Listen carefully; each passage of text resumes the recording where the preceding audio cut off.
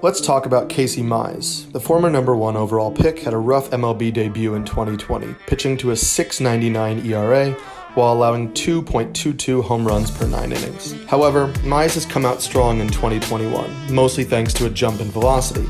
As you can see from Mike Curlin's pitch mix tracker, Mize has seen almost a 2-mile-per-hour jump on all his pitches.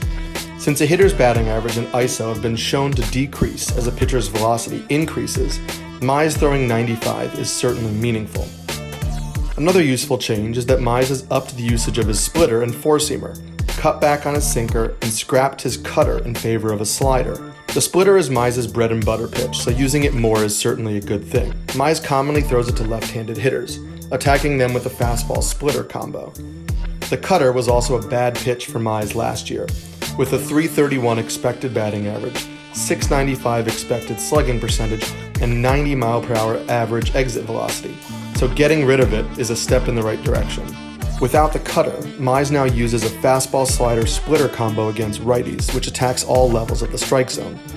However, before we celebrate the arrival of a new pitching stud, there are a few concerns. Even with the added velocity, Mize isn't getting whiffs.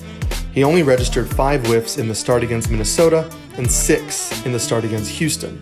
Even though Mize saw an increase in CSW in the Houston start, most were on called strikes. He only has 1 pitch that is registering a whiff percentage above 20, which is the slider, at 22.2%. Part of the issue is that, despite rare exceptions, Mize's new slider isn't much different from his cutter.